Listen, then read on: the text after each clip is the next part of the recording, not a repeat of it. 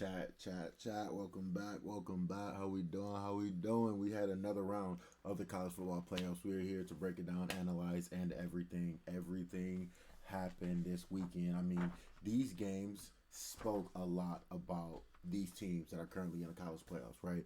You had Oregon, they whooped on Texas Tech 23-0. That put questions into the Big 12, whether the Big 12 even deserved a spot in this game. You know what I mean? Like Texas Tech, they were first in the Big 12. They finished 12-2, but did Texas Tech really deserve to be there after already losing to Oregon and a loss to Arizona State, right? Should more SEC teams been in, right? But it also shows a new developing college football landscape. As you know, Alabama, they got whooped on 38-3. They got mollywopped straight BTA belt to straight behind. You feel me? You had Ole Miss and Georgia 39-34. That was an instant classic. You had Miami 24 to Ohio State 14. I petitioned that Ohio State never plays on New Year's Eve again. Right? We already saw what happened last time they played on New Year's Eve. They missed the field goal, the ball dropped. All of Ohio, their New Year's Eve was ruined twice by Ohio State and Ryan Day not being able to call plays. But we're going to get into all of that. We're going to start here with this Ole Miss and Georgia game. How can you not? It was an all-time classic, right? An absolute movie scene from these two teams. The last time these two teams played, it was 45. I want to say 42-39. That was a classic as well. Trinidad Chambliss had an absolute stellar game, right? At one point, this man had thrown 13 straight passes from the third going into the fourth. This man was not missing a beat. As you know, his arc is crazy right now. He won the D2 championship last year. He won the D2 title, and he wanted to compete at the highest stage, and that's what he did against Georgia, right? He put on an absolute show. The play of the game for me was the 40-yard pass with about 30 seconds left to set Ole Miss up for the go-ahead field goal, and it just featured a whole lot of fireworks, right? Georgia, they did play well, but Ole Miss just had a much better game than that Georgia team, right? Gunnar Stockton, 18 for 31, 203 yards, one touchdown. Trinidad Chambliss, 30 for 46, 362 passing yards, and two touchdowns, right? But I think the winning factor here was Ole Miss being able to run the ball, right? Keywan Lacey, first time Georgia Ole Miss played, he only had 39 something yards. The leading rusher for the first time they played was Trinidad Chambliss at 45. When you get Keywan Lacey to rush for 100 yards and two touchdowns, you have a recipe for success, right? Complete. They had 111 rushing yards, almost 4 yards a carry. So they did a stellar job. That Ole Miss defense, even though it didn't show up the way it needed to, the offense got the job done, right? Georgia, they had 219 passing yards, 124 rushing yards. Zachariah Branch, he had him a day. He only had 67 yards, but he was opening up that defense. But once Ole Miss got hot, they just could not be stopped. Going into halftime, we saw when we were watching the game, we were showing Georgia. They kind of got a hold of things, but man, Ole Miss, they just came out swinging. Right, that fourth quarter, they put up 20 points at halftime. The score was 21-12, but Ole Miss, they found a way to get the job done. It was a great display of offense by both of them, but Ole Miss would end up taking the number there. Next, we're going to get into this Oregon Texas Tech game. Oregon will come out on top 23-0. But my biggest takeaway from this game wasn't the display of offense by Oregon, right? It was the display of defense, right? We know that Texas Tech is one of the top offenses in the FBS right now.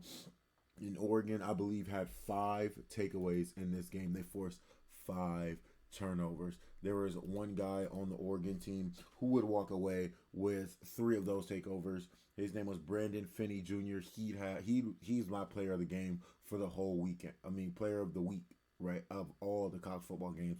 But he had 2 interceptions. He had a fumble recovery. He had 5 tackles, 3 for loss. Like Finney Jr. was all over the place for this Oregon team. He was dropped into coverage a couple times, left his man to go chase a ball. He was baiting the Texas Tech quarterback, and man, Morton, he was out there seeing ghosts. He could not get anything done out there. 18 for 22 compared to Dante Moore's 26 for 33. Dante Moore had 234 passing yards, and Oregon was really showing why they are the dominant team. Right? They didn't look rusty. They didn't look out of place.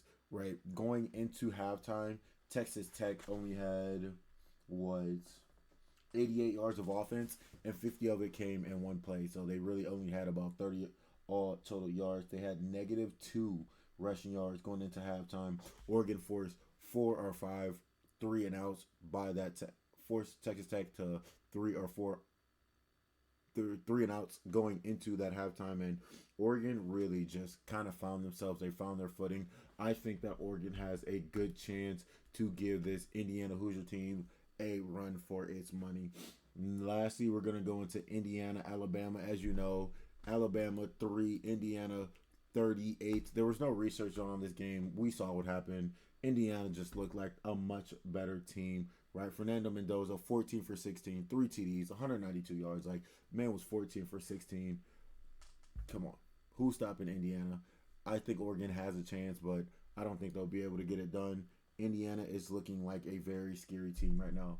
Very scary team. I would hate to play this Indiana team. And lastly, our Ohio State Buckeyes. And I'm going to go on a little rant here about our Ohio State Buckeyes because I'm upset because Ryan Day really laid a big fat goose egg this game, right? He was calling the plays on offense. If you know that you're going against this Miami team, you know that you're facing one of the best D lines in the country. And what answer did we have to that D line? I don't know. Didn't look like Ryan Day had an answer either, because the one answer he did have after Miami got 3 sacks on 4 different drives, he threw a screenplay. I'm like, oh, it's trips left. They have a tight end on the left. They have a running back on the left. Oh, that's a screenplay. So if I see that that's a screenplay before the play happens, what does Miami think? Oh, it's a screenplay. So what does Miami do? They jump the screen pass and they run it in for a pick six. Our Ohio State defense showed up. Matt Patricia showed up. Matt Patricia only allowed 7 points going into halftime. Matt Patricia only allowed 10 points all the way through the fourth quarter.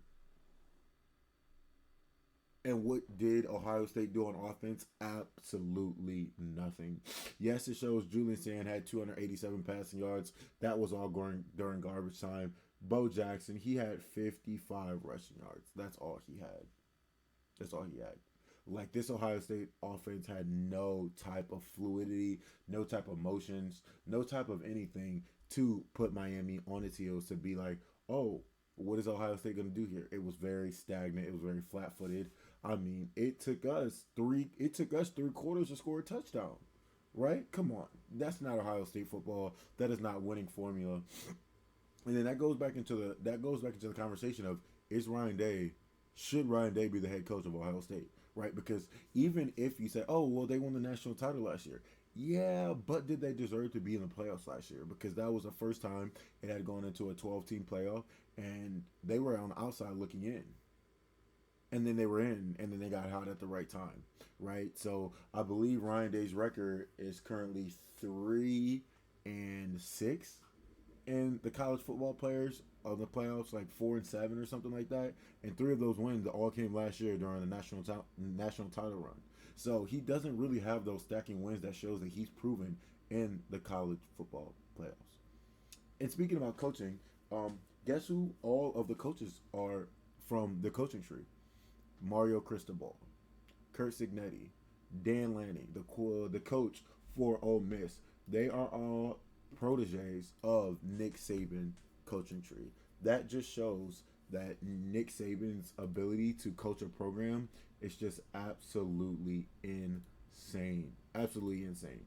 I was listening to one of Kurt Signetti's press conferences, and he said that he learned more about running an organization of college football in 1 year under Nick Saban than he did in the 24 years of coaching. Dan Lanning said he went to get a PhD in football. That's why he went to be a grad assistant under Nick Saban, right? Nick Saban has the highest amount of knowledge regarding college football, and it's just bleeding in. It's showing and bleeding through the results of the college football playoffs right now, right? Every coach that is in the college football playoffs right now was in the Nick Saban coaching tree. That's absolutely insane. That's absolutely insane. I never would have thought how great of a coach. We all know that Nick Saban was a great coach, right? We all knew that he was one of the greatest coaches that ever exist. But even when he's outside of the game, all of his work, all of his effort, all of his knowledge, it is still bleeding each and every single day into what they got going on for the college football playoffs right now, right? Just so you guys are aware, I've been working on some different videos. I've been working on some different formats. So appreciate you guys for tuning in. We're gonna be focusing on college football all year round. We're gonna dip into the NBA a little bit as the NBA starts to heat up, but our main focus is going to be on college football. This was my first year of college football, so I'm learning just like you guys are. We're going to learn this together. I got some videos cooked up for you guys. I'm going to break down each roster of top contending teams during the off season. So not only who was in the college football playoffs, I'm going to talk about what Lane Kiffin is going to do at LSU. I'm going to talk a little bit about the transfer portals once the rosters are kind of finalized. I got a lot of stuff that I want to do during the off season, and I'm not just grinding after each and every single game. So stay tuned. Make sure you guys like, comment, subscribe. Make sure you guys follow me along for more. And welcome to the Harris Room Sports. Appreciate you guys for tuning in. Until the next one.